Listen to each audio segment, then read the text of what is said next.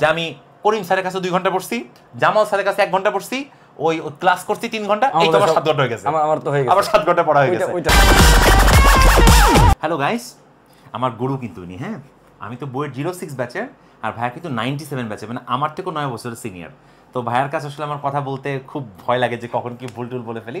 But আমার নজরে আমি ম্যাথ খুব ভালো জানে, প্রচণ্ড এক্সট্রাঅর্ডিনারি টাইপের মানুষ এরকম হাতে গোনা 4-5 জন দেখছি। ভাইয়া কিন্তু আসলে তার মধ্যে ওয়ান অফ দ্য বেস্ট গাই।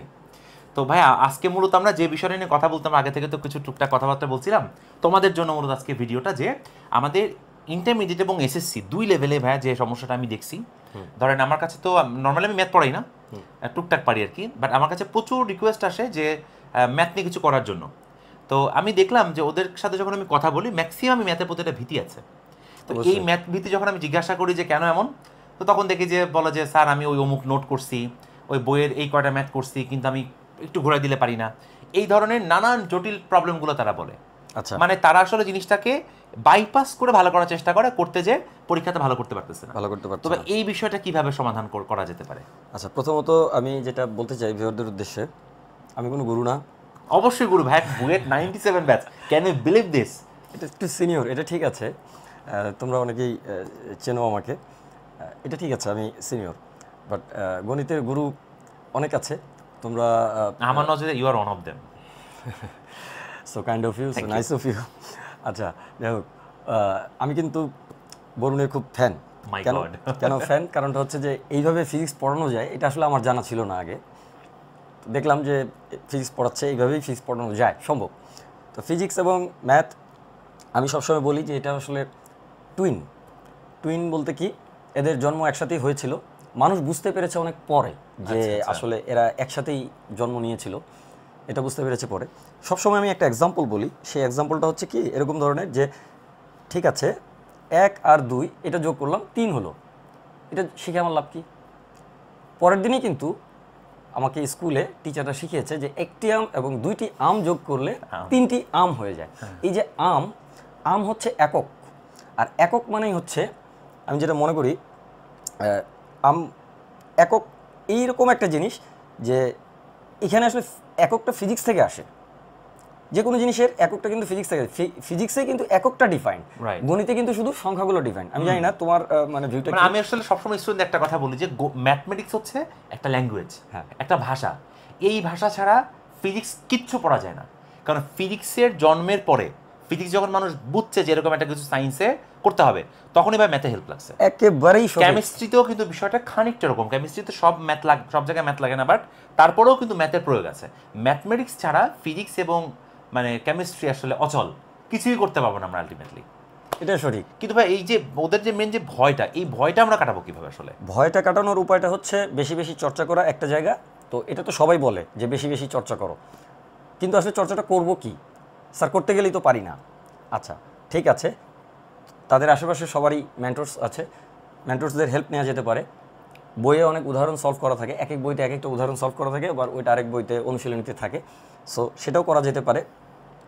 আর চর্চার যে মূল ভিউটা, চর্চা করলে কিন্তু শুধু হবে না, চর্চার একটা কিন্তু ভিউ আছে, এই ভিউটা কিন্তু ঠিক রাখতে হবে। যেমন আমি নিয়ম ধরে ধরে অঙ্ক করে গেলাম, এটা টু সাম এক্সটেন্ট, তোমরা কি মনে করো আমি জানি না, আমি কিন্তু ওকে তুমি বলেই সম্বোধন করি, ছোট, তোমরা আবার কিছু মনে করো না, হ্যাঁ তোমাদের তো গুরু। আচ্ছা ঠিক আছে, সো যাই হোক, আমি যেটা বলি যে হচ্ছে চর্চা করে যাচ্ছে, তো চর্চা করাটা পুরোপুরি এরকম হওয়া উচিত। যেমন রামানুজন আমরা জানি এখন পর্যন্ত তাকে প্রায় গণিতের সেকেন্ড ম্যান হিসেবে ধরা হয়, ন্যাচারালি ফার্স্ট ম্যান ধরা হয় হচ্ছে prince of mathematicians Carl Friedrich Johann Gauss, ওনাকে ধরা হয়। তোমরা অনেকে নাম জানো, যে ক্লাস 3-তে পড়া অবস্থায় সিরিজ সলভ করতে পেরেছিল, সিরিজ, গড গিফটেড প্রতিভা। দুষ্টু প্রকৃতির ছেলে ছিল, কিন্তু খুবই দুষ্টু প্রকৃতির ছেলে ছিল, তো দুষ্টুরাই আসলে ভালো পারে। তো যাই হোক, এখন আমি যেই জিনিসটা খেয়াল করলাম সেটা হচ্ছে যে রামানুজনকে যদি জিজ্ঞেস করা হতো, ব্রিটিশ অনেক ম্যাথমেটিশিয়ান কিন্তু তাকে জিজ্ঞেস করেছিল যে তুমি এটার ফর্মুলা বলো তো, ওইটার ফর্মুলা বলো তো, তো ফর্মুলা সে বলতে গেলেই সে আকাশের দিকে তাকায়, বলতে পারে না। তখন যখন ওই ফর্মুলাকে ব্যবহার করার জন্য একটা অঙ্ক দেওয়া হয় যে এই অঙ্কটা করো তো, তখন সে কীভাবে জানি ওইটা একটা ফাংশন লিখে, ওই ফাংশনটাই আসলে ফর্মুলা, সে ওখানে ডিজিট লিখেছে বা সংখ্যা লিখেছে, নাম্বার বা ডিজিট লিখেছে, সেই জায়গাটাতে দেখা যাচ্ছে যে এক্স ওয়াই বসায় দিলে ওটা একটা ফর্মুলার শেপ ধারণ করে। তার মানে আসলে সে ফর্মুলাটা বোঝে, এমনভাবে বোঝে যে জিনিসটা তার চিন্তাই করতে হয় না যে আসলে সে ফর্মুলাটা কি এটা ভাবতে হয় না, তার চিন্তা করে যে এটা যদি এটা থাকে লজিক্যালি এই জায়গাতে এই জিনিসটা বসবে, এইভাবে আমি আসলে পড়ার পরামর্শটা দিব। আমি একটা ছোট্ট আমার ছোটবেলার একটা গল্প বলি। আমি যখন সংখ্যা লেখা শিখি, খুব হাস্যকর, তোমরা আবার মাইন্ড করো না যে আমি মানে একেবারে বোকা ছিলাম আর কি, বোকা প্রকৃতি ছিলাম। তো আমার বাবা আমাকে 100 পর্যন্ত গোনা শিখালেন, 101 লিখতে বললেন। তো আমি কি করলাম, 100 লিখলাম, তারপর একটা 1 লিখলাম। So how funny that was. So লেখার পরে আমার কাছে মনে হলো যে এটা 101 হয়ে গেছে। তো বাবা বললো যে একক দশক গুণ। আমি একক দশক গুণে দেখি এটা 1000 হয়ে গেছে। তো আমি বললাম যে এটা কি, কেমনে কি হলো? বাবা বললো যে তুমি 1001 লিখছো, 101 এইভাবে লেখে না, একের পর একটা শূন্য লিখে তারপর একটা 1 লিখতে হয়। তো আমি খুব চিন্তায় পড়ে গেলাম যে আসলে এই সংখ্যা বানাইলো কে, আর এই মানে সংখ্যার এরকম কেন, মানে এটা এত জটিল কেন, গণিত এত জটিল কেন? আসলে ব্যাপারটা সেরকম না। আমি পরে যখন আইসিটি পড়তে আসলাম, ইন্টারমিডিয়েট পাস করার পরে, আমাদের সময় তো ইন্টারমিডিয়েট আইসিটি ছিল না, আমরা পড়িনি। তো ভার্সিটিতে গিয়ে পড়লাম, একেবারে কম্পিউটারের প্রোগ্রামিং সহ, হার্ডওয়্যার সহ সব পড়তে হলো সেই জায়গায়। তো পড়ার পরে আমি যেটা দেখি যে আসলে সংখ্যার যে গঠন পদ্ধতিটা, এটা কার্টেসীয় গুণজ ব্যবহার করে সংখ্যাটা তৈরি করেছে। তার আগ পর্যন্ত আমিও স্টুডেন্টদেরকে উত্তর দিতে পারতাম না যে স্যার কার্টেসীয় গুণজটা যে করাচ্ছেন, সেট যে করাচ্ছেন, এগুলো কোথায় কাজে লাগে। তো আমি দেখলাম যে স্বয়ং সংখ্যাটাই লিখেছে হচ্ছে সেট দিয়ে। তো এই যে ব্যাপারগুলো যদি একটু গণিতকে ভালোবাসা যায় আমার কাছে মনে হয়, এবং এটার সঙ্গে যদি থাকা যায়, তখন কিন্তু এটা সম্ভব। চর্চা শুধু করলেই হবে না, মুখস্থ ভিত্তিক চর্চা না আর কি, চর্চাটা একটু বোঝার চেষ্টা করতে হবে যে ব্যাপারটা কেন এরকম হচ্ছে, তোমার যুক্তি কি বলে। তোমাদের মাথায় যথেষ্ট বুদ্ধি আছে, এটা আমরা জানি। এখনকার জেনারেশন কিন্তু অনেক স্ট্রং, আমি জানি না তুমি অনেক স্মার্ট, অনেক ওরা মেন্টালি অনেক স্ট্রং এবং বুদ্ধিমত্তা শার্প, অনেক শার্প। জেনারেশন অনেক স্মার্ট, মানে কি অবস্থা ওদের, আপনি যা বলবেন ওই ইনস্ট্যান্ট আপনাকে হাতে ফোন থাকলে সমাধান আপনাকে বের করে দিবে। এটা অসাধারণ দক্ষতা বলেছে অবশ্যই, এটা ঠিক আছে, এটা তো ঠিকই আছে না, তারপরে ওরা পারেও, কিন্তু ওরা পারে, ওরা যদি যারা চেষ্টা করে ওরা পারে। তো তোমরা মেরুকৃত হয়ে যাও, এটা আমার কাছে মনে হয় কি মেরুকৃত হয়ে যায় কিভাবে আমি বলি। এক শ্রেণীর স্টুডেন্ট আছে যে খুবই পড়াশোনা করে, আর আরেক শ্রেণীর স্টুডেন্ট আছে যে তারা শুধু হচ্ছে যে বাবা মাকে একটা কাগজ দেখাতে পারলেই হয় যে আমার কাগজে এত মার্কস আছে। তো এই মেন্টালিটিটা আমি তোমাদের কাছে প্রত্যাশা করবো না আর কি, বা সবার কাছেই আমি বলবো তুমি কাগজের জন্য অবশ্যই পড়ে না, না শুধু কাগজ উদ্দেশ্য হওয়া উচিত না। এটাই আমার রিকোয়েস্ট আর কি। এইটার জন্যই তুমি যে প্রশ্নটা আমাকে জিজ্ঞেস করেছো যে কেন তারা গণিতকে কেন ভালোবাসছে না, কেন গণিতে ভালো করছে না, পরীক্ষা দিতে গেলে কেন খারাপ হচ্ছে। পরীক্ষা দিতে গেলে খারাপ হচ্ছে কারণ কি, সে নিয়ম ভিত্তিক একটা অঙ্ক করে চলে যাচ্ছে, কিন্তু পরীক্ষার সময় গিয়ে ভাষাটা একটু চেঞ্জ করে দেওয়ার কারণে ও আর বুঝতে পারছে না যে এটা কোন নিয়মে পড়ে, অর্ধেক ওই নিয়মে পড়ে, অর্ধেক নিয়মে পড়ে, what should I do then. তখন আর সে এটা চিন্তা করতে পারছে না। কিন্তু সে যখন লজিকটা বুঝবে, জিনিসটাকে আত্মীকরণ করবে, অন্তর থেকে আসবে, তখন সে বুঝতে পারবে যে এই অংশটা এইভাবে আছে, তাহলে ওইভাবে থাকলে যদি এইভাবে করতে হয়, তাহলে এইভাবে থাকলে ওইভাবে করতে হবে, সে কিন্তু বুঝে যাবে। আমার কাছে এটা মনে হয়।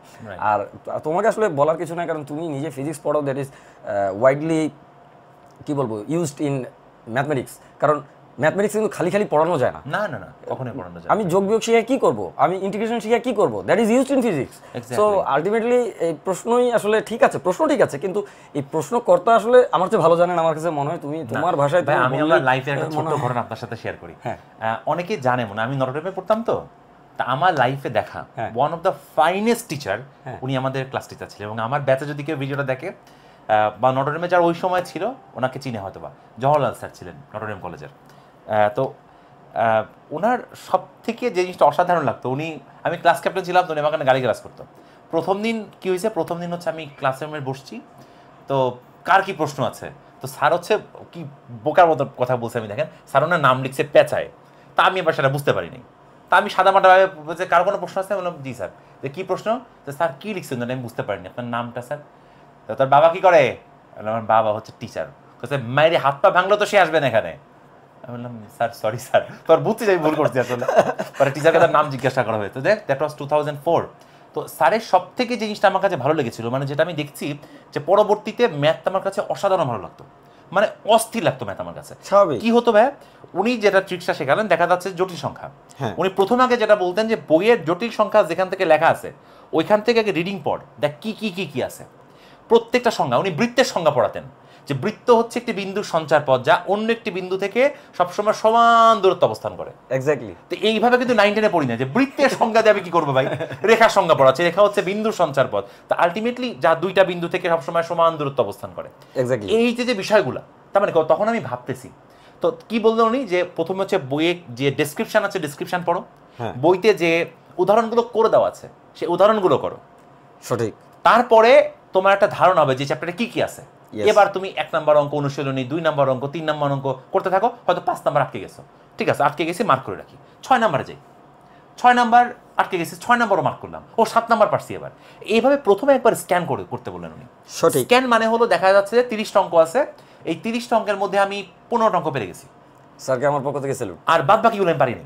এটা এবার কি করা যেতে পারে, এবার বন্ধুরা মিলে বসা যেতে পারে, বন্ধুরা মিলে বসে যাচ্ছে আমি 10টা পারি নাই, 15টা পারি নাই, তোরা কে কে কোনটা কোনটা পারিস, তো বন্ধুরা দেখা যাচ্ছে ওর মধ্যে 5টা পেরে ফেলছে, তার আমার কিন্তু 80% করা শেষ। এবার স্যার বললো তোরা তো লাস্টে কিছুই পারতেছিস না, তার একটা কাজ কর, নোট দেখে করে ফেল। এই কথাটা যখন স্যার বলছে তখন আমি খুব অবাক হয়েছি, কি ব্যাপার, ছোটবেলাতে এসএসসি লেভেলে নোট দেখে করা খুব ইনসাল্টিং মনে হইতো, যে নোট দেখে আমি কেন অঙ্ক করতে যাবো, মানে খুব প্রেস্টিজে লাগতো। নরডেমের এসে বলতেছে যে তুমি নোট দেখে করে ফেলো। স্যারের লজিকটা ছিল এরকম যে তুমি কিছুই পারতেছো না, নোট দেখে করো, যদি বুঝতে পারো তো ভুলটা কোথায়। সঠিক। আমি তো তুমি নোট দেখে যদি করে ফেলো, যদি বুঝো, তাহলে ভুলটা তো নাই, এখানে তো প্রেস্টিজের কিছু নাই। আমি শিখেছি। সুতরাং তুমি যেখান থেকে পারো, তোমার টিচার হোক, কোনো শিট হোক, কোনো গাইড হোক, হোয়াটএভার, তোমার দায়িত্ব হচ্ছে অনুশীলনীতে যতগুলো ম্যাথ আছে, আর এই কথাটা বারবার বলছিল যে যতগুলো ম্যাথ আছে সবগুলো ম্যাথ করবা, একটাও বাদ দিবা না। এই একটাও বাদ দিবা না কথার মধ্যে কিন্তু অনেকগুলো কথা লুকায় আছে, এই জন্য অনেকগুলো কথা লুকায় আছে। কি কথা লুকায় আছে? যে দেখা যাচ্ছে তুমি এমন একটা অঙ্ক বাদ দিছো যার মধ্যে 4টা কনসেপ্ট আছে, এবং ভুলবশত ওইটা করে যাওয়াটা পরীক্ষাতে ওই অঙ্কটা দিছে। কারণ পরীক্ষাতে এক্সামিনাররা যেটা মূলত করবে তা হলো যে এমন এমন কোশ্চেন দিবে যার মধ্যে অনেকগুলো কনসেপ্ট থাকে জড়িত আছে, এবং তুমি সেগুলো পারো মানে তুমি বাদ বাকি সহজগুলো এমনি পারো। যে বেটা দৌড়াতে পারে ও কি হামাগুড়ি দিতে পারে না? ও তো পারেই হামাগুড়ি দেওয়া। তো পরীক্ষাতে হামাগুড়ি দেওয়া টেস্ট নেওয়া হয় না, পরীক্ষাতে কে কতটুকু দৌড়াচ্ছে সেটা টেস্ট নেওয়া হয়। তো আসলে স্যারকে আমি নটরডেম কলেজের সামনে যখনই যাই, আমি নটরডেম কলেজকে একটা সালাম করি, স্যারকে একটা মনে মনে সালাম করি। কারণ এই দুইটা মানে ইনস্টিটিউশন, আসলে দুইজনই ইনস্টিটিউশন, নটরডেম ইনস্টিটিউশন আর স্যার ইটসেলফ ইনস্টিটিউশন ছিলেন। উনি মূলত আমাকে ম্যাথের প্রতি ভালোবাসা শিখাইছিলেন। এবং তারপর আমি কিন্তু, তোমরা অবাক হবে, আমি কিন্তু প্রথম 2006-07 দিকে আমি কিন্তু ম্যাথ পড়াতাম। তো ম্যাথ পড়াতে দেখলাম যে তুই সহজ, কিন্তু পারি, একটু ডিফিকাল্ট লেভেলে যাই ভাই, কিছু মনে করেন না, ডিফিকাল্ট লেভেল যে হচ্ছে ম্যাথ থেকে আমি ফিজিক্স পড়াতে শুরু করছি। বাট আমি কিন্তু প্রায় 2 ইয়ার্স আমি ইন্টারমিডিয়েটে ম্যাথ পড়াতাম, প্রচুর ক্লাস নিয়েছি। তারপর আস্তে আস্তে ফিজিক্সের প্রতি একদম ডুবে, তারপর ঠিক আছে একসাথে দুইটা না নিয়ে ম্যাথটা অন্য যারা আছে তারা করুকেই। তবে আমি তোমাদের সবার প্রতি আসলে অনেক চার্মড, কারণ তোমরা সত্যি ভাই যেটা বললেন অনেক স্মার্ট। স্মার্টনেসটাকে ইউজ করবা হচ্ছে কিভাবে আমি শর্ট টাইমে, কম টাইমে সলভ করতে পারি, রাইট, তাই না? আর এই যে গুরু, এই গুরু কিন্তু একদিনে এরকম গুরু হয় না ভাইয়া। ওনাকে যদি জিজ্ঞাসা করা যে আপনি ছোটবেলায় যখন নটরডেমে পড়তেন, ভাই ঢাকা কলেজে ছিলেন না? ঢাকা কলেজে তখন ওনার নাম কিন্তু ঢাকা কলেজ খুবই ফেমাস, এখনো ফেমাস, বাট এর থেকেও বেশি ফেমাস ছিল। পরীক্ষা নিয়ে ভর্তি করা হতো, খুব ব্রিলিয়েন্ট স্টুডেন্টরাই মূলত ঢাকা কলেজে যেত, এখনো যায়, বাট তৎকালীন একদম সেরা ফিল্টারিং করে যেত। তো ভাইয়াকে যদি জিজ্ঞাসা করা হয় ভাই নটরডেম ঢাকা কলেজে যখন পড়তেন আপনি দিনে এভারেজ কত ঘন্টা পড়তেন ভাইয়া? 6 ঘন্টা মিনিমাম পড়তেন। মিনিমাম 6 থেকে 8 টিউশনিতে দৌড়াদৌড়ি করতেন, প্রাইভেট পড়তে দৌড়াদৌড়ি করতে হতো খুব বেশি? টুকটাক করতাম যখন বেঁধে যেতাম, বাট নিজেকে সময় দিতেন না, নিজেকে বেশি সময় দিতাম। সবার কথা বেশি প্রাইভেট, মানে আমি এই কথাটা বলেই বোঝাতে পারি না, মানে ওরা কি মনে করে জানেন, তোমরা আসলে হয়ে যাবে, ওরা মনে করে ওদের হিসাবটা শোনেন যে আমি করিম স্যারের কাছে 2 ঘন্টা পড়ছি, জামাল স্যারের কাছে 1 ঘন্টা পড়ছি, ওই ক্লাস করছি 3 ঘন্টা, এই তো আমার 7 ঘন্টা হয়ে গেছে, আমার তো হয়ে গেছে, আবার 7 ঘন্টা পড়া হয়ে গেছে। It's not that. 6 ঘন্টা বা 7 ঘন্টা মানে তুমি নিজে খাতা কলম নিয়ে চেয়ার টেবিলে বসে পড়ছো কিনা, এই যে স্যারেরা কিন্তু ওইভাবেই ভালো করছে। তো ভাই থ্যাংক ইউ, আপনার এক্সপিরিয়েন্স শেয়ার করলেন, অনেক ধন্যবাদ। My pleasure. আমি ছোট্ট একটা জিনিস খালি বলবো, সেটা হচ্ছে যে তুমি যেহেতু নোট বইয়ের কথা বলেছো, আমি কিন্তু নোট বই পড়ে অঙ্ক করা শিখেছি, এবং আজকে একটা অঙ্ক কয়েকটা নিয়মে করতে পারি, 7-8টা নিয়মে করতে পারি। জ্যামিতির অঙ্ক আছে 7-8টা নিয়মে করতে পারি, কিছু কিছু জায়গা আছে আরও বেশি নিয়মে করতে পারি, 17-18টা পর্যন্ত নিয়মে আমি অঙ্ক করতে পারি। তো আজকে কিন্তু সেরকম নোট বই যদি 18টা নিয়মে করতে পারি, তাহলে 18টা নোট বই লিখতে পারবো, ব্যাপারটা তো তাই হয়েছে। তো আমার স্যাররা তো সেই নোট বইগুলো লিখেছিলেন, সেগুলো থেকে কিন্তু আমি শিখেছি, শেখার পরে কিন্তু আমি সেটাকে মডিফাই করেছি। তো আমি নোট বইয়ের ব্যাপারটা একটু বলি। নোট বইটা ইউজ করার একটা আইডিওলজি আছে, বা একটা কি বলবো, একটা আইডিয়াল ওয়ে আছে। এই আইডিয়াল ওয়েটা হচ্ছে যে আমি যখন পড়ব, প্রথমে অঙ্কটা ট্রাই করব, অঙ্কটা যদি না হয় কিংবা কোথাও যদি ভুল হয়, অঙ্কটাকে আমি বন্ধ করে ফেলবো, বন্ধ করে ফেলে অঙ্কটাকে আবার পড়বো, নোট বইটা খুলবো, নোট বইটা অঙ্কটা পড়ে নোট বইটার সঙ্গে মিলিয়ে নিয়ে কোথায় কিভাবে কি হলো একটা রাফ করব, কিছু রাফ ক্যালকুলেশন করব। ক্যালকুলেশন করার পরে নোট বইটা বন্ধ করে ফেলবো, এরপরে আবার অঙ্কটা পড়বো, পড়ে আবার ট্রাই করব। যদি অঙ্কটা আবারও না হয় কিংবা ভুল হয়, এই সাইকেলটা রিপিট করতে হবে। এইটা হচ্ছে নোট বই স্টাডি করার সঠিক নিয়ম। তোমাদের মধ্যে এরকম না, মানে তোমাদেরকে সবাইকে বলছি না, মানে মুখস্থ না যে নোট বই দেখলাম আর এখানে তুললাম, ওখানে 7 লেখা আছে এখানে 7 লিখলাম, ওখানে যোগ লেখা আছে এখানে যোগ লিখলাম। এইভাবে করলে তো আসলে শিখবে না। এই জন্যই নোট বইটাকে আমাদের টিচাররা প্রহিবিট করছিল, কিন্তু আসলে প্রহিবিট করার ব্যাপারটা এরকম না। ব্যাপারটা এরকম যে তুমি নোট বইটাকে সঠিক ওয়েতে যখন ইউজ করতে শিখে যাবে, তখন তুমি নোট বইটা ইউজ করো, এবং এটা সঠিক ওয়ে। এটা তুমি এখন যেই ক্লাসেই পড়ো, তুমি কিন্তু এইভাবে নোট বই ইউজ করলে আমার মনে হয় যে সে সাকসেসফুল হবে। রাইট, মানে একদম নিজে বুঝে বুঝে করা। আরেকটা জিনিস তোমাদের বলি, শোনো, চর্চা কি জিনিস, মানে আলটিমেটলি ভাইয়া practice makes a man perfect, এর উপর ধ্রুব সত্য কথা নেই। না, আপনি ভাই বিশ্বাস করবেন কিনা আমি জানি না, এটা আবার অফেন্সিভ যাতে না হয় আমি ক্ষমা চেয়ে নিচ্ছি। ধরেন আপনার ব্যাচের বা আমার ব্যাচের যারা নোট বুয়েট থেকে পাশ করে গেছে, আপনি ওই মানুষটাকে যদি এখন ইন্টারমিডিয়েটে মানে পরীক্ষা দিতে বসো, কিন্তু ফেল করবে। আপনি আমাকে যদি বলো যে বরুণ তুমি একটা কাজ করো, তুমি বায়োলজি পরীক্ষা দিতে বসো, বরুণ কিন্তু বায়োলজিতে 0 পাবে, একদম 0 না, হয়তো 5-10 পাবে, 5-10 হয়তো আসতে পারে সর্বোচ্চ। তাও কিন্তু আমি মনে হয় বায়োলজিতে দেখা যাচ্ছে 90% 93% নাম্বার পেয়ে আসছি। আমি কেন 0 পাবো বায়োলজি পরীক্ষা দিলে? আমি চর্চা করিনি, ভুলে গেছি। এবং দেখা যাচ্ছে যে আমাদের এই যে মুরব্বী যারা হয়ে গেছেন 50-55 বছর, যারা শিক্ষার সাথে নেই, আমরা চর্চার মধ্যে নাই, ভুলে গেছে সবই। সুতরাং নিজেকে একটা তরবারি মতন মনে করবা, যত চর্চা করবা তত তোমার তরবারি ধার হবে। This is reality. এই যে আমি আজকে বলুন হয়তো বা আল্লাহর মতে ভালো ফিজিক্স পড়াতে পারি, সবাই বলে নাম ডাক আছে যে না স্যারে খুব অসাধারণভাবে পড়ায়, বুঝতে পারি। এটা কি একদিনে হয়েছে? আমি প্রথম ক্লাসটা দেখা যাচ্ছে আমি থিওরি অফ রিলেটিভিটি পড়াচ্ছি, আমি প্রথম দিন ক্লাস নিতে যেতে পুরো ভয় পেয়ে গেছি। আমি তো নিজেই থিওরি অফ রিলেটিভিটি অত ভালো করে বুঝি নাই, আমি এবার কি পড়াতে যাবো? বাট এখন আমার ব্লাডের মধ্যে মিশে গেছে থিওরি অফ রিলেটিভিটি, আমি জানি হোয়াট ইজ হ্যাপেনিং। সো আমি যখন এখন পড়াবো, আমার ভিতর থেকে, আমার ব্লাড থেকে আসবে। এই যে ভাইয়া যখন একটা ম্যাথ করাবো, না ব্লাড থেকে আসবে জিনিসটা। So this is called practice. Practice করতে হবে এবং বুঝে বুঝে করতে হবে, তাহলে আশা করা যায় ভালো হবে। ডেফিনেটলি ভালো করবে, ডেফিনেটলি ভালো করবে। তো থ্যাংক ইউ ভাইয়া, অনেক শুভকামনা এবং অনেক দোয়া রইল। ভালো থেকো সকলে। Bye bye. Bye bye.